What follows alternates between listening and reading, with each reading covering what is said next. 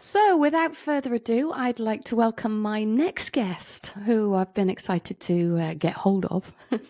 This is my friend, Mim. She's also a very good friend of my daughter's, and although there's a 25-year age gap here, she feels very much like a friend to me. 100%. Very supportive, very fun to be around, and we've seen each other through some real ups and downs in these last 10 years since I've known you. Yeah, I think it's a 10-year-long friendship, I think. It is, and very, very blessed to have you in my life. So I'm Don't looking make me forward. cry this early on. I'm very excited to hear about what you want to talk about today, which is something that I haven't covered in any of the podcasts yet. But it's about romantic relationships and why we choose them and the patterns that we go into and how to make them stable. So I'm looking forward to this podcast. But before we go into it, for the listeners, give us a resume of you and your life. I always thought when you'd ask this would probably be the hardest bit for me, because I'm like, what do I even, You love talking about yourself. Yeah, when I'm the butt of the joke. So I'm 28. Yeah, I have the physical posture of probably an 80-year-old. I've got a lot of back pain. The skin of a 10-year-old. Yeah, I do. Yeah, apparently so. So yeah, I work in the emergency services. That obviously brings back its challenges. I live in Liverpool. I've lived in Liverpool since I was at uni. I moved up here.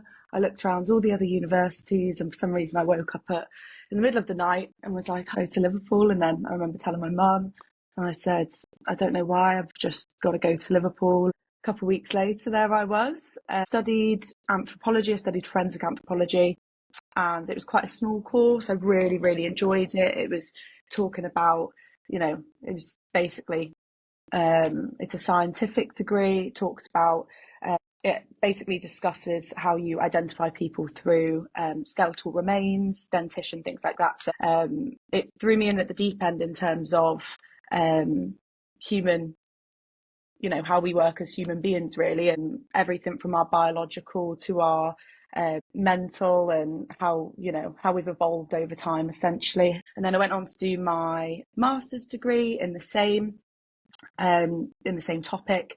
And then straight after my degree, it was kind of that decision of, where do I go? Do I go home? Do I stay? And I decided to stay. And now I'm in a job that I absolutely love, working in the emergency services. But yeah, I've got an amazing partner that I live with. And yeah, that's my life, really. You've done so much in your little life so far. Achieved so much, and you should be very proud of where you are today. And still kept Mim in that little package. She's gone off on different tangents. She's adapted and evolved, should I say? And I genuinely believe that is fundamentally through the relationships that I've had, not intimate relationships with partners. So I just dropped my headphone. But also, hold on. I dropped my headphone. Okay, go again. But yeah, not necessarily through my intimate, partner relationships, but also heavily through my friendships and probably my parental relationships as well with my parents. That's evolved and adapted throughout the years. So I genuinely believe that's why I am who I am today. So let's take it back to the beginning. Tell us about your family and your experience, if that's okay. Yeah. My mum and my dad were married for, I think, 25 years. Well, 25, 26 years.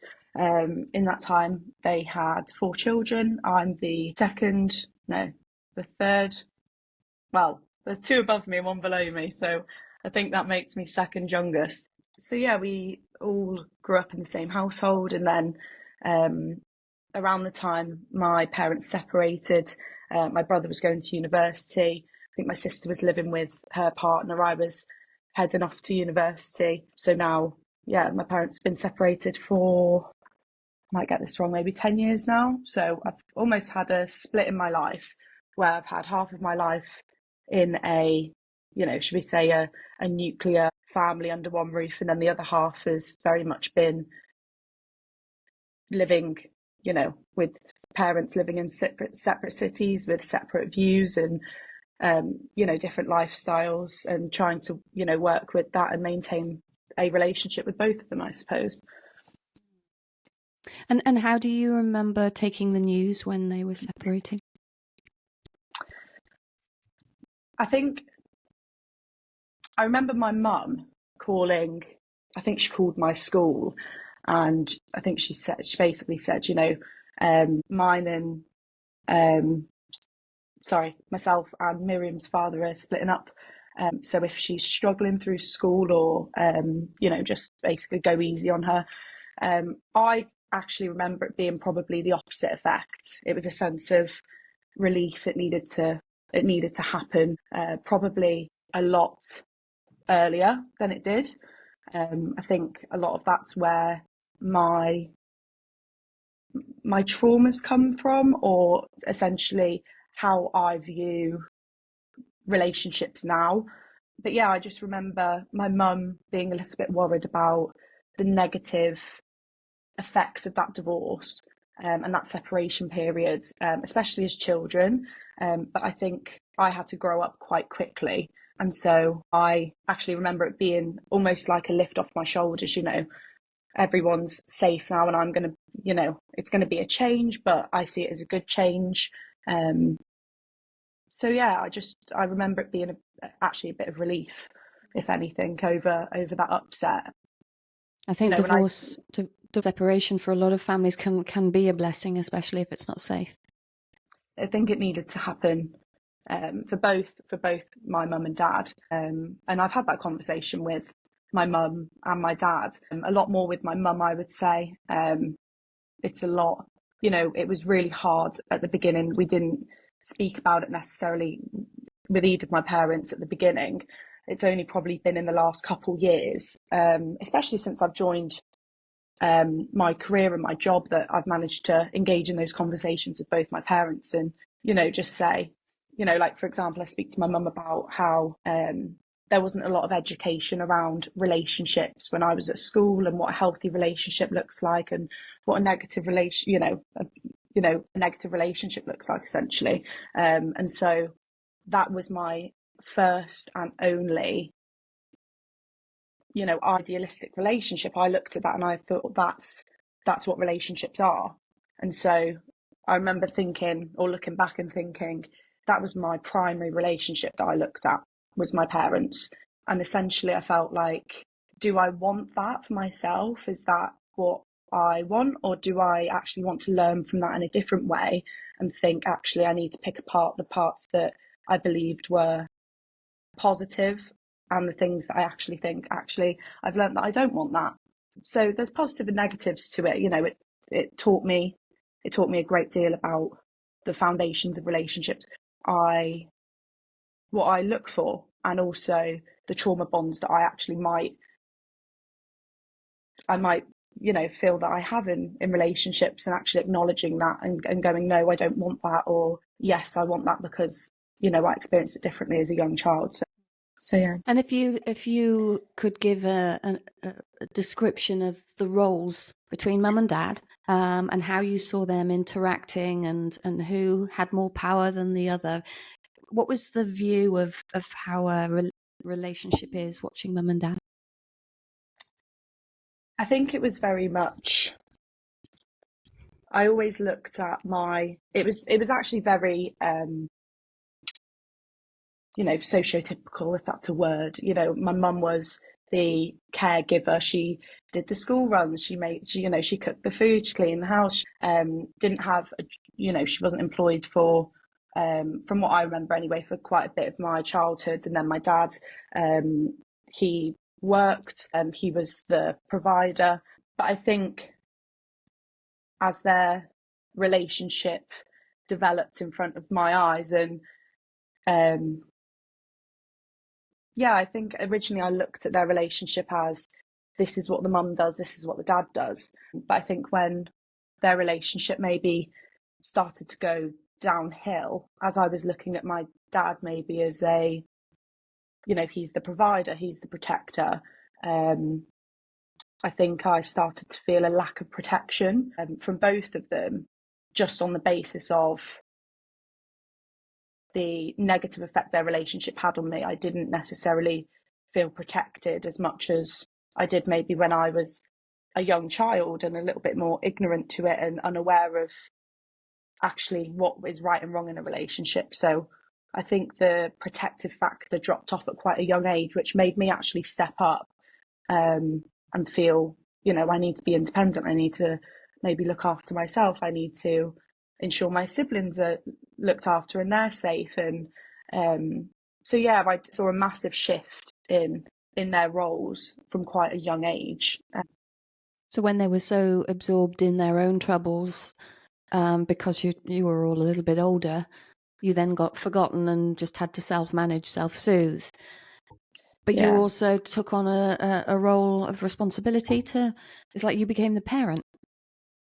Yeah, I think I was listening to a podcast that was talking about and their roles in the house, especially when there is a toxic environment. And one of the roles is the protector. You'll normally have a child who maybe flee from things and not want to be present. You might have a child who absorbs all the trauma and all the upset and the feelings of the parents. And then you have maybe a child who is actually the mediator and they want to maintain that it's a safe environment for everyone involved, and they stay up late and they make sure there's no arguments, or and I felt like without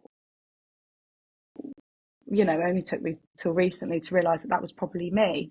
I didn't want to go to bed necessarily at the right time. I was tired in school, because I just didn't want to essentially leave my parents alone, because I was just worried. And that's a lot for a young child to take on, I think. And what age did you start having your own relationships? I think I all through school, I didn't necessarily. I think I had a boyfriend for 3 days at one point. It just didn't. I think my first serious relationship was when I was. I think I was about 18. I say it was serious. For me, it was serious at the time. I think it only lasted about 8 months. But that was quite a hard relationship, because it was the first time I'd actually been with someone who actually had a lot of unresolved trauma themselves. And so from the very get-go of a relationship I got into, it was a lot about, fixing and still being that mediator to their problems. And, just I kept trying to fix people, essentially. I felt like I was trying to fix my parents. I was trying to fix my first partner. He had his own issues, and then that ended. And then my next relationship was when I was at university. I met him through church, which again was a massive part of my life.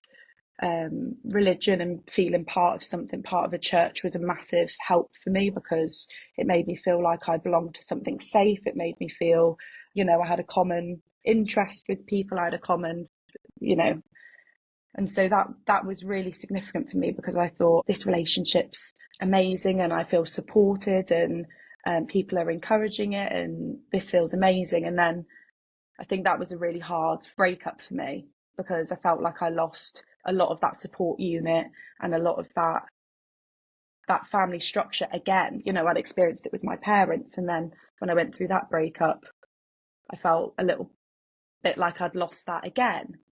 And the difference between the two partners, because when we see our relationships with our parents, as we grow up, we tend to pick a partner that is like one of the parents, because essentially we need to heal from our trauma, and we need to experience it again in order to learn from it. So your first partner and second partner, who were they like? Who did you identify with? I think my first partner was actually nothing like my pet. I think it was that escapism, that sense of this is all new. I'm exploring myself and my own wants, because I was also actually still living with the repercussions quite afresh of that family breakup. Although it was a couple years afterwards, I was still a teenager. I hadn't learned about myself. I still hadn't, so coming across this new thing, I was a bit like, this is exciting and new. And, and then my second partner, again, I think the reason I got into a relationship was that sense of, if I find someone in church and I find someone who I could, I thought, one day I will marry someone who is from the church environment. Maybe I'd make my parents proud, maybe it would make them happy, maybe it would be this sense of, look at me for a minute, like, let's look at something positive here.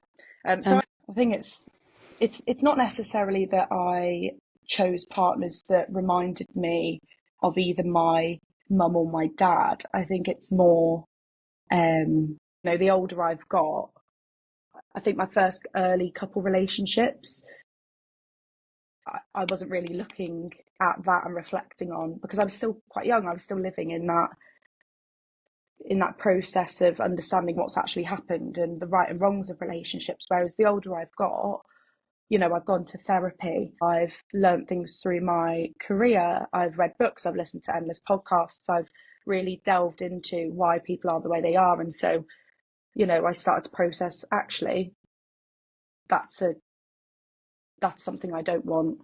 This is something I do want. And I understand why. Instead of the early relationships I was in, it was very much like there was there was just not really a lot of thought process. It was just what made me feel safe, I suppose. And I think that's what you were looking for is safety, and especially in the church, it was like, well, I'm going to find someone that's safe because they've got, the morals and something they strongly believe in. And if you've been in an unsafe environment, then there's a constant search for it. And if in order to make your primary environment safe, you went into trying to fix everything, trying to manage everything, look after everything, that was your way of making it safe. And it sounds like that pattern followed into the relationships of, if I do all the work, if I keep it in control of everything, then I will be safe. I think in the last couple of years, I've looked at the relationships with my friends, my partners, and I've really come to terms with the fact that I am, I remember my therapist saying to me, do you think you panic when you're not in control? And I was like, am I a control freak? And part of me, I actually really feel that I am, but that is a sense of, the only person I feel like I've ever 100% trusted and known that is going to be there is myself.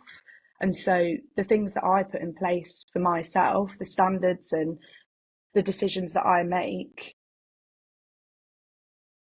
the only consequences that are going to come of that is me thinking, well, that was my decision. That was my decision, and I'm happy with that decision because I was in full control of it.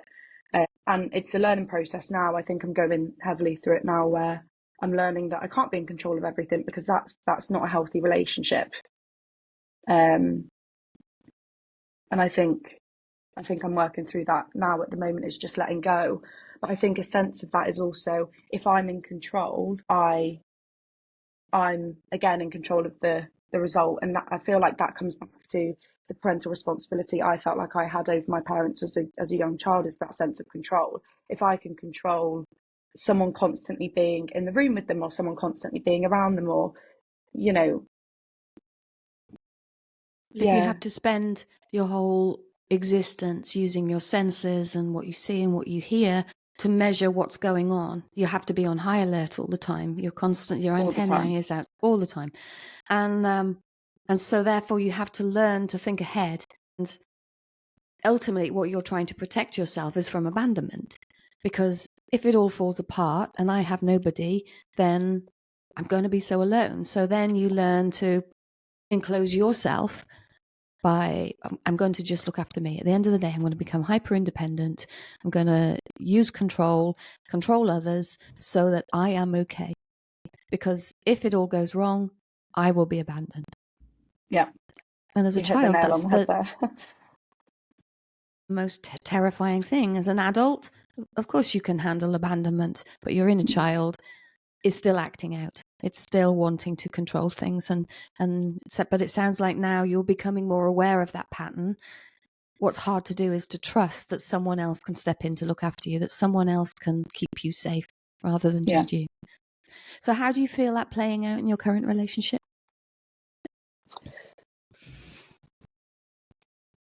How do I think it's panning out? I think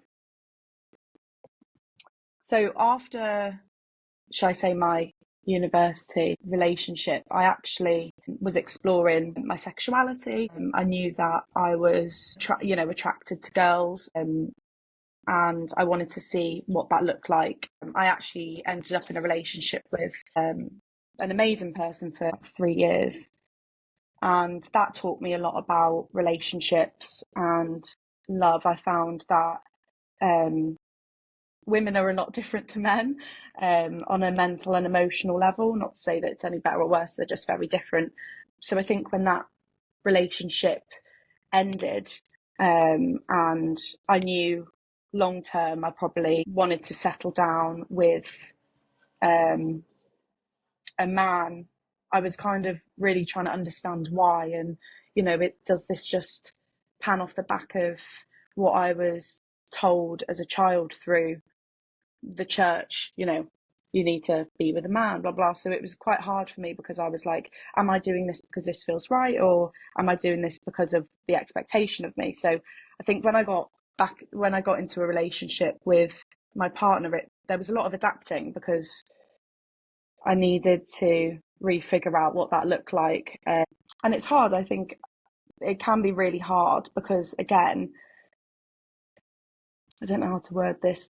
Being in a relationship with a man, the only other relationship that I've actually managed to compare to from the very early stages is the relationship I have with my dad.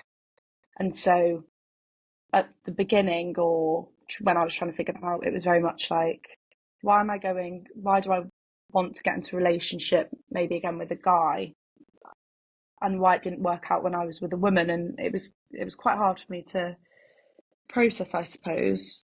I had to really rebuild that trust again, and yeah, it But is hard. ultimately, you're looking for the best version or the illusion that you wanted of dad. Ultimately, we're looking for that best version of dad. Didn't Yeah, get. I want him safe. I want him there. I want him to validate me. I want him to love me unconditionally. All those expectations that you hope that you get from your father. If you don't get that, you look for it in a partner. I thought with this sense of like control that I've just, I've spoken about, I was like, I want this, and this because I didn't see that present as a child. I want to feel protected. I want to feel cared for, provided, validated, overtly loved.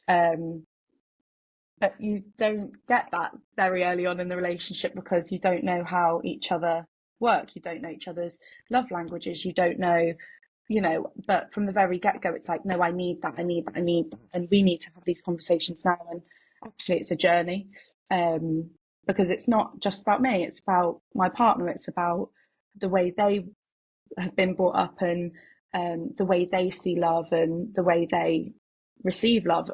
Um, it's definitely a journey. I think looking back on my other relationships, this is a very different relationship in the sense that I've actually realised that relationships are hard work, and not in a bad way. Not in a bad way. It's just about continuously communicate. I think communication is the fundamental success of a relationship. I do feel like I was good at communicating with my previous partners, but I didn't realise the importance of it until this relationship that I'm in. Is that there's two sides to every story. I've got my trauma, and my partner has his experiences. But myself and my partner grew up in very different households. And so it's also trying to teach my partner why I react the way I do, or why I shut down, or why I can lash out, or why I get upset about things that might seem a bit silly, but it comes from a deeper place.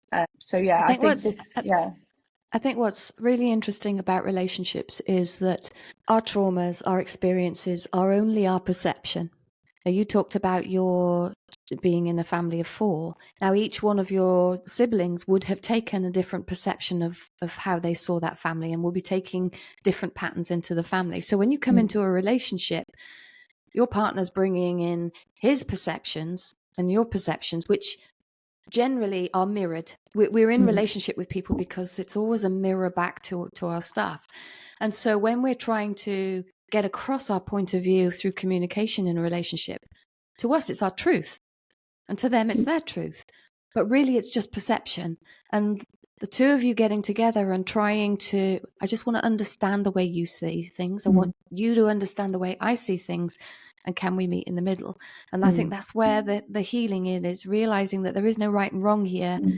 You're both in it with trauma. You're both in it with perception. And we can change that perception. And to get into a healthy relationship with someone you can communicate can help rewrite that story.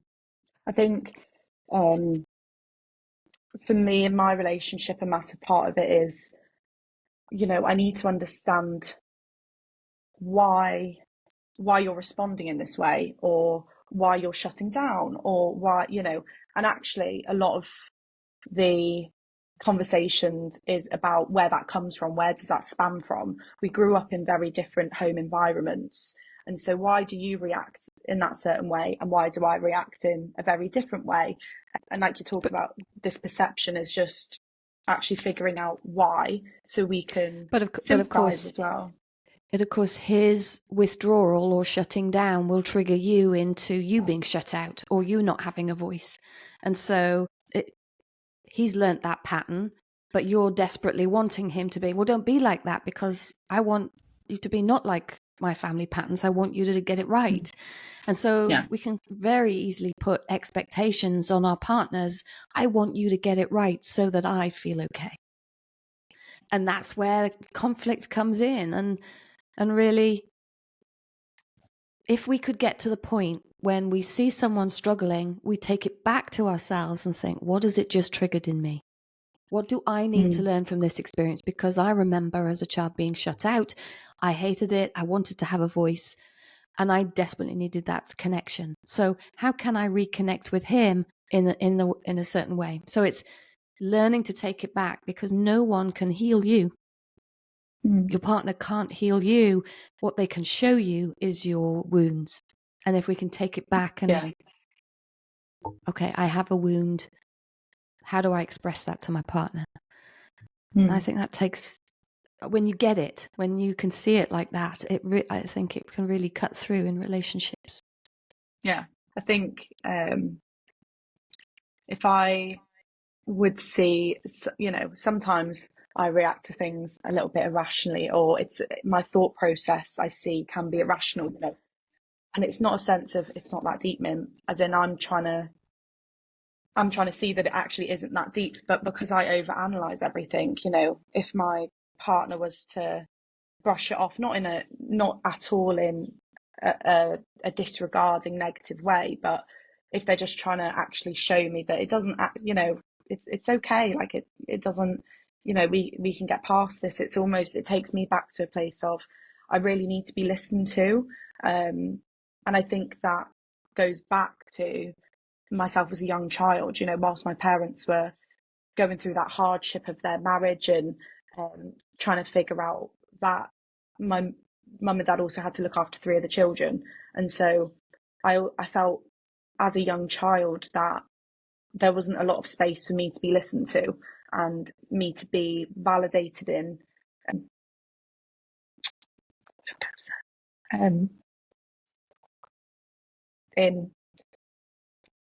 just feeling heard as a child. So I've had that conversation with my partner, and I just think, or I just want to be heard, and I just want to, and that's brought us to a really good place, because he really listens, and he takes the time to understand why I'm feeling the way I am, why I've reacted a certain way.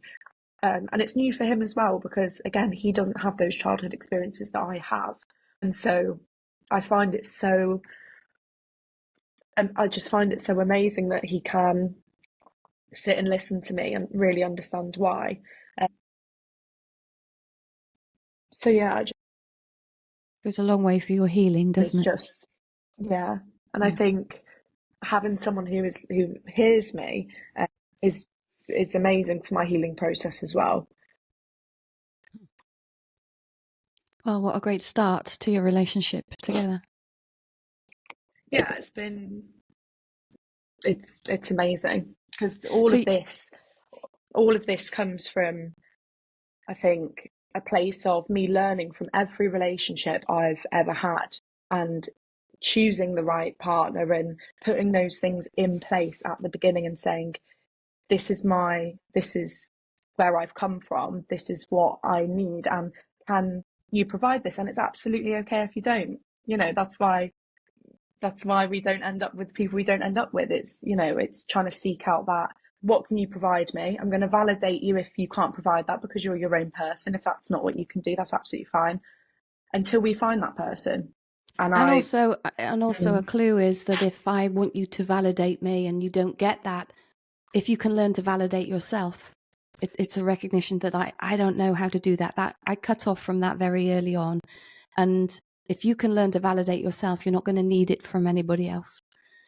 And of course, one person can't give you everything you need. We have a tribe. That's why like, yeah, if we're lucky enough to have friends or a bigger family, or we can have our needs met in many different ways, not just from our yeah. romantic partner. I think that's really important to acknowledge as well, is that we cannot provide to our partners everything they need. We need friends, we need work colleagues, we need professionals, we need our therapists, we need our teachers. We can't survive off trying to get everything off our partners. And our girlfriends, Yeah, for the listeners, I was very lucky to have Mim and my daughter and a couple of other friends with me last week for a girly week, and it just showed to me the huge healing and effect of just being around your friends, just being around girls, just being around after each other, how we were able to totally be ourselves, which is sometimes hard in relationships. We can't let go enough, but when you're in that tribe, it was fantastic. yeah. It's so powerful. It's a different type of love. Um, it's no it's no less powerful than the love I have for my partner. It's different, and it's amazing. And oh, I don't want to cry, but yeah, I just think I think especially Megan, your daughter, brings me just, I can't even explain it. She's just the most amazing human being. And I listened to a podcast with her. I listened to a podcast with Sam, and I just think you've just done the most amazing job with them. They're so emotionally aware. I think that only comes from a place of openness in the relationship that you have with them. And I think sometimes that you look back a lot and you think, this could have been different and this could have been different, when I hear you speaking with both Megan and Sam, both on and off the pod. But I just think you've just done the most amazing job with them. So yeah, sorry, I didn't want to get emotional, but I just think you've just done the most amazing job raising them. They're just amazing. They're just amazing people. Yeah. So well done, Deb. Thank you. And I have to say that we've only got to that point from communication, and has failed. Actions have failed. We've had our tough times, but the communication and honesty has got us through, and forgiveness. Yeah. we all mess up, and if we can just find a place of forgiveness, because I think both the kids are very understanding of my blueprint, that bringing it in, and I had to relearn what was right for me. and they're learning that for themselves now as adults. And you bringing it into your relationship, you're going to refine it. Every person, as you said, you've recognized that every person that's been in your life, that's come into your life, whether friend, colleague, therapist, partner, has all taught you something to be the best version of yourself. 100%. And we're not over yet. There's more to come. And that's exciting. Yeah, definitely. I just think the relationship that I have with your daughter, the relationship you have with Meg and Sam, and has actually massively contributed to actually the people that they pick to have in their lives. And Megan is just so wise. Like she just She's a knows her light, isn't she? boundaries. She knows what she wants. She knows when to say no. Like that's such a profound thing. And I just know that's just come from such an amazing relationship. And that's happened, and that's amazing. I think I'm still definitely going through that with my parents. I would say I'm still trying to understand why things happened the way they did, and it's a journey. Mm-hmm. And I see potentially the place I could get to with both my mum and dad when I look at your relationship with your children, is that sometimes I sit there and I'm slightly envious of the relationship Megan and Sam have with you, and how open it is, and how transparent it is. And I'm still on that journey. I'm excited for it, essentially. And I'll go back to what I said, that I think that comes from forgiveness, because once we can find that in each other, and I've been working through that with my mum too, as getting to a point of total forgiveness of each other, just as Megan and I and Sam and I have forgiven each other for that. It just helps to just drop the facade, drop the masks, drop the games, and that's where the pure relationship is. And it is a journey, it is a long game, and it doesn't really matter when it happens, just as long as that's what you're working towards. Yeah. You're aware and you're on it. Yeah. And I remember someone, I don't know whether it was like someone on a podcast or on an Instagram thing, but it just said, just remember your parents are doing life for the first time too. And that for me is like such a profound thing that I constantly tell myself, when I'm having a really difficult conversation with my dad, or I'm having a difficult conversation with my mum, I just think, they're being parents for the first time too, and they're also doing life for the first time too. And it's not going back to me trying to fix them. I think I let go a couple of years ago trying to fix my parents. It's not my job. And I think a lot of my early childhood and a lot of my teenage years and early 20s was about, it's my responsibility to fix my parents, or it's my responsibility to make sure that they're doing well. And it's not.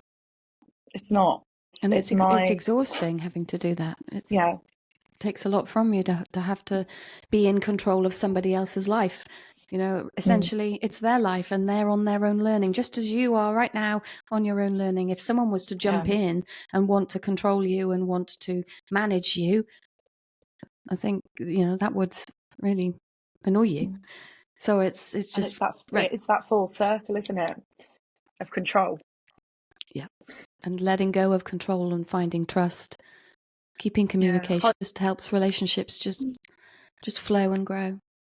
Yeah. I think you've learned a lot in 28 years to have got to this point, to be that aware. You are a beautiful person and a beautiful soul, and your partner's really lucky to have you, as everyone else that's shared your life with, and I'm very happy you're in my life.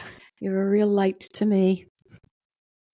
I try to be sometimes. Yeah. My other daughter. I just have the most amazing conversations with you, Deb, and I have the most amazing conversations with Megan. I'm just really grateful for it.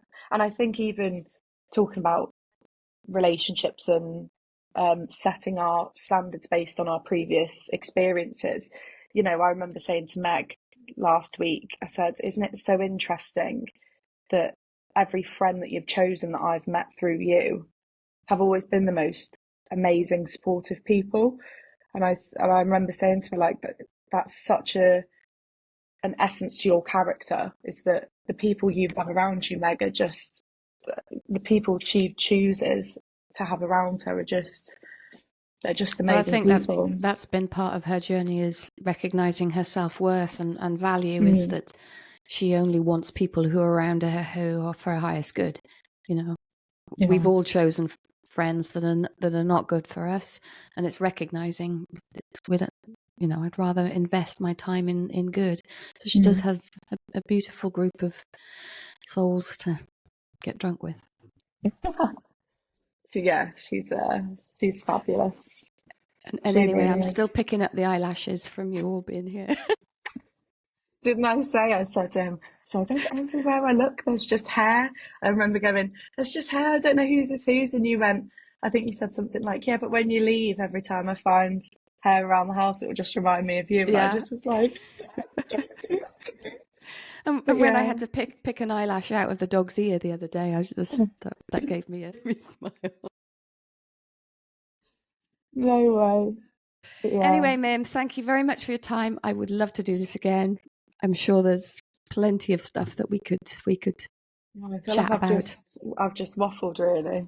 Not at all. You've added a huge amount of value, and I'm sure there's plenty of people out there that will resonate with you. So thanks for your openness and your vulnerability, and I love you very much.